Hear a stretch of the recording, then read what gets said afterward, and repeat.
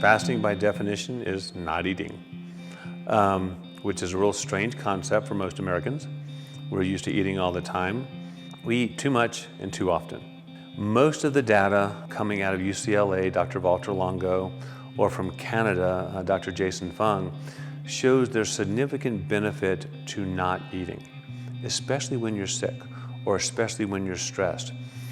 The reason this is important is because under stress, when you don't eat, your body becomes more resilient. So what's that mean?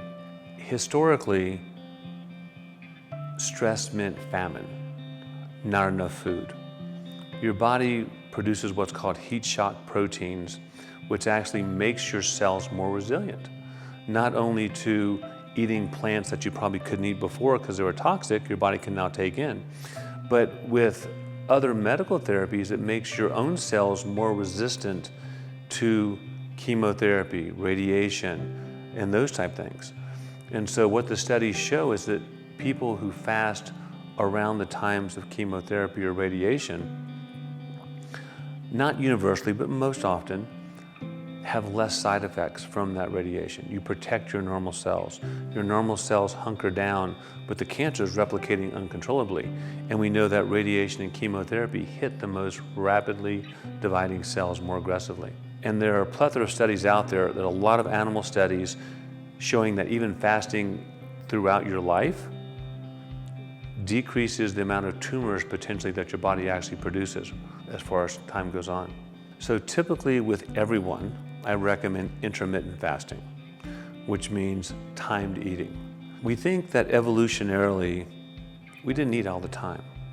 When the sun went down, you stopped eating. But we stop eating about 7 p.m., or at least 3 hours before bed, and then try to go at least 15 hours plus before we eat again. So typically 10, 11 a.m. if possible. Now, I try to do this on a daily basis, but if you do it every other day, you want to do this off and on for at least a month before you try a longer fast. Most people will say, you know, my blood sugar drops and I get starving and I get cranky. The reason that happens is because normally when you stop ingesting calories and you run out of those calories, your body has to go into ketosis. You have to start pulling fat out of your liver and eventually fat from your other stores.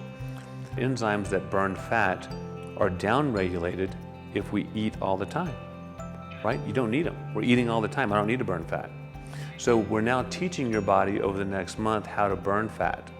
So we upregulate those enzymes, and now when your blood sugar starts to drop, you go into ketosis and you don't have that blood sugar drop. And so it becomes easier and easier. Your body becomes more efficient at burning fat. There's really no downside as long as you have adequate nutritional stores and you stay hydrated.